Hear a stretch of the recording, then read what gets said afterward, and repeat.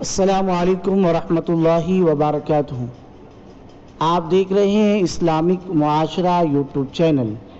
محترم ناظرین حضرات، محترم سامعین حضرات، بار بار یہ سوال پوچھا جا رہا ہے کہ اگر عید کی نماز نہیں مل پائے، یعنی عید کی نماز نہیں پڑھ سکے، تو اب اس کے بدلے میں ہمیں کیا کرنا ہے؟ جیسے کہ اگر جمعہ کی نماز نہیں ملی تو اس کے بدلے میں ظہر کی نماز پڑھ لی جاتی ہے۔ تو ایسے ہی اگر کسی کو عید کی نماز نہیں ملی تو اب وہ کیا کرے گا؟ تو اب علماء کرام اور فقہائے اعظام نے جو جوابات تحریر فرمائے ہیں، آگے اب ہم وہ جواب سماعت کرتے ہیں۔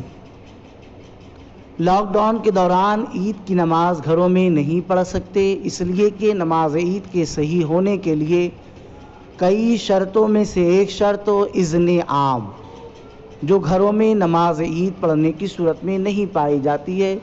ایسا ہی فقہ حنفی کی مشہور و معروف کتاب در مختار جلد نمبر 3 میں تحریر ہے۔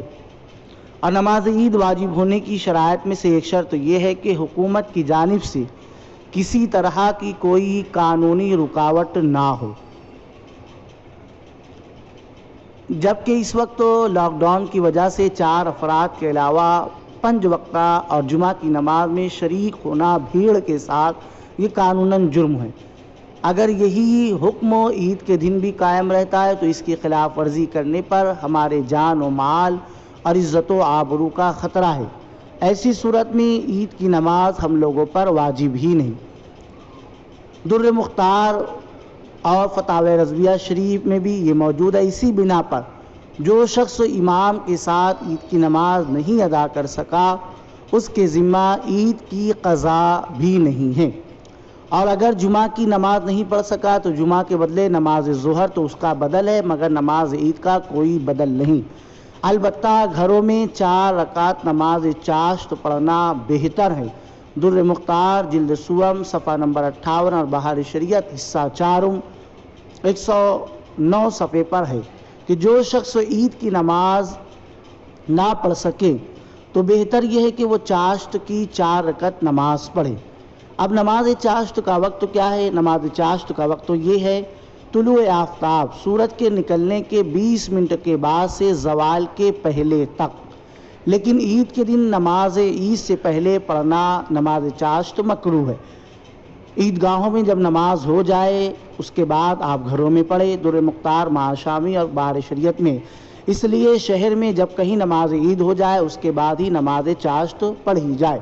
نماز چاشت کی نیت کیا ہے؟ نماز چاشت کی نیت یہ ہے، نیت کی میں نے 4 رکعت نماز چاشت کی نفل اللہ تعالیٰ کے واسطے منہ میرا کعبہ شریف کی طرف اللہ اکبر۔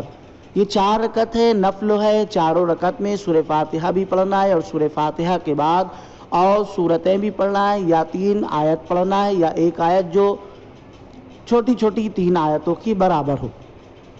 اور اس کے قاعدہ اولیٰ میں آپ کو التحیات بھی پڑھنا ہے، درود ابراہیم بھی پڑھنا ہے اور دعائے معصورہ بھی پڑھنا ہے۔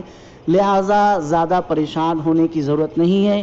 اگر عید کی نماز چھوٹ گئی جو ہم پر اس وقت تو واجب بھی نہیں ہے تو ہمیں چاشت کی نماز پڑھ لینا چاہیے۔ اللہ تعالی ہمیں عمل کی توفیق عطا فرمائے۔